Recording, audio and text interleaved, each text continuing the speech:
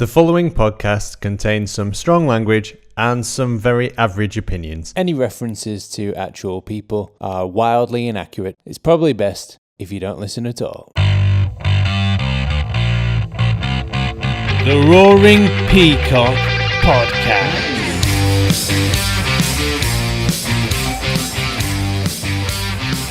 Well, are we going European Super League game first? Absolutely terrible. I mean, if Liverpool and Man U and others could not show any more arrogance or disregard for the history of the game, it's not even them. It's not their fans. It's the owners, isn't it? You couldn't. And I think it's brilliant that today, I think Tebas has come out, hasn't he, in Spain, and just said, look, this is the sort of thing that's concocted at 5 a.m. in the morning over drinks. Where does this really exist, if at all? And it'll be knocked straight back. But I don't know about you. There's a creeping inevitability that at some point over the next decade that this is going to sort of happen. Yeah, it's going to be that's sort of how it feels to me a little bit. But it's so wrong, isn't it? God, Bielsa's just oh man.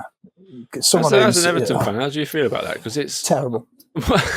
You've never left the Premier League as long as it's been around. Yet teams like Man City obviously got the money, but they were in League One a few years back. And Spurs have done nothing.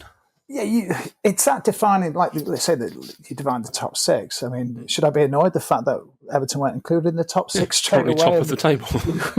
Yeah, we were the patsy 7th, 8th or 9th club that was meant to be involved, weren't we, in the project big picture? Now, I think it's disgusting, and I'm delighted that Denise Baxendale, that Everton came out and absolutely tore a strip off, Liverpool and Man U, who showed no contrition. And Angus Kinnear's programme notes in last night, I don't know if you read them, the Leeds chief exec, was absolutely brilliant. He described it as something, off the top of my head, it was like a Faustian pat that would make Machiavelli blush. That was just brilliant. Nice. And it's just I like it when Angus gets a bit saucy. Yeah, he's not afraid to pull his punches, is he?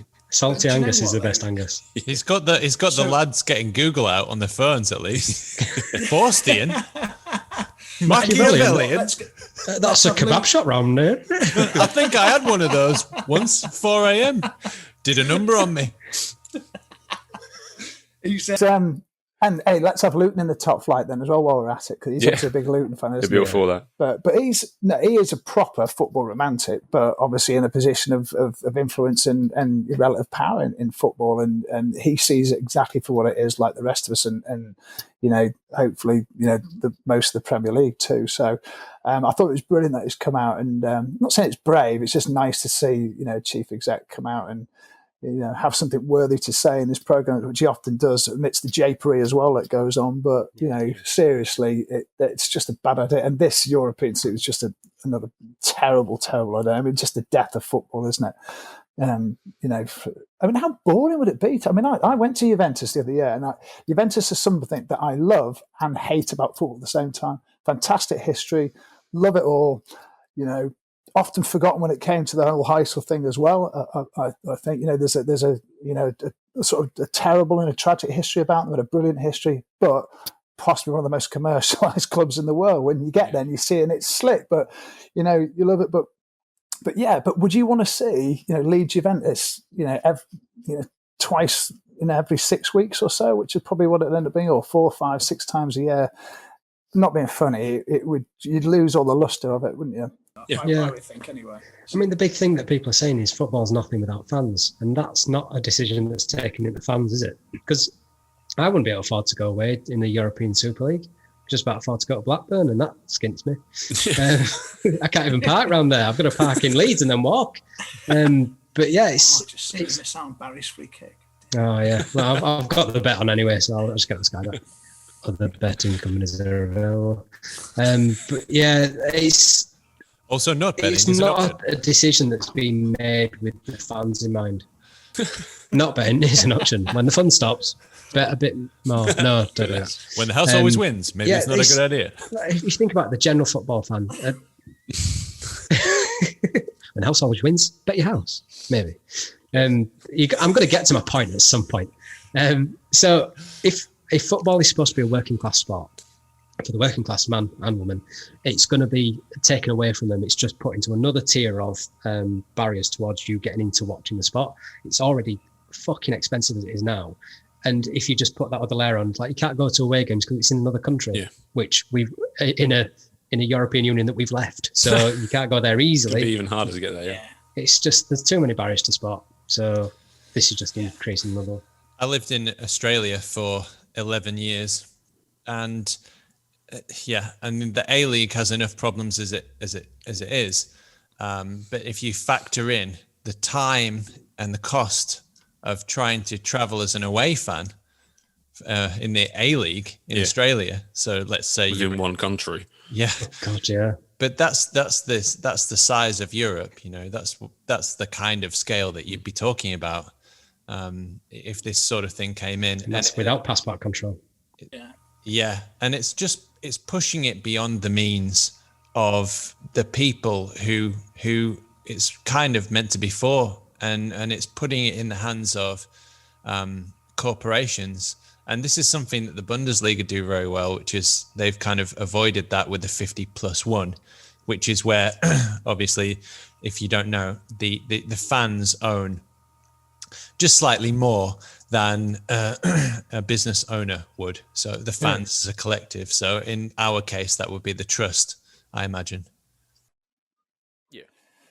Yeah, I would say that, and independent regulation, you know, on top of that, or alongside that too. And I think, you know, it does pain me at times to say, but Gary Neville does come out with some really decent stuff at times. And I think that's what he's called for this week, isn't he? Yeah, and I think that is absolutely essential. But you're right, Adonis. I think to get the fans involved in a really meaningful way, no sort of token gestures, what have you, but let them decide, because I think it's very easy, and it's very easy, not just the clubs, but I think it's quite easy for us in the media to forget as well, because, you know, you do lose that perspective no matter how hard you try. You'll always be a fan, but you don't always realise that, you know, it is 30, 40, 50 quid a ticket. It's then, you know, your beers on top, you got your kids, whatever, and before you know it, you're turning around 150 sheets before, you know, you've got back home at the end of the day, and, you know, another 15 on top of that, you know, or whatever. You can lose that, or you forget what that's like when you haven't done it. And, you know, I'm you know, put myself in that category as well, obviously, that it is enormously expensive.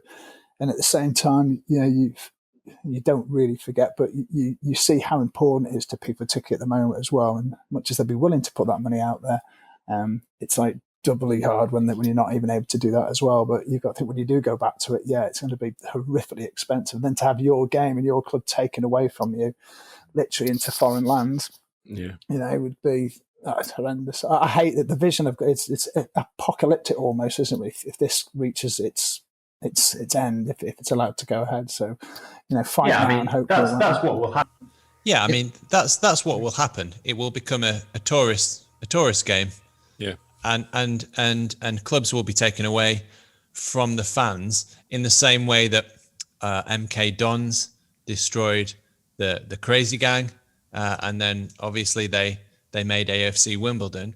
And I'm sure that same scenario, which has happened with Red Bull Salzburg in Austria, I'm sure that same scenario would happen. So, you know, if Liverpool pissed off to their fancy schmancy European Super League, then I imagine that there would be some fans who would try and start AFC Liverpool or something like that, and start from the bottom again. I'm all for a breakaway league that's got names in it, like it's in PES, like unlicensed names. Manchester Reds. Brilliant. Yeah, Manchester Reds, the White Peacocks. Yeah, great. Let's do that. Right. So we've done the European Premier League, right? I think we've done and dusted that. They're a bunch of cunts, basically, and if they're going to fuck off, just fuck off now and just go. Go. Most of our stats come from LUFC Stats or LUFC Data on Twitter. A very special thanks to Barney Stewart, Cook, Ewan and Howard Metcalf, Josh Pearson, Laura, Leon and Rob, The Light Show, and all our family and friends. So many games to play, don't care what's on your mind.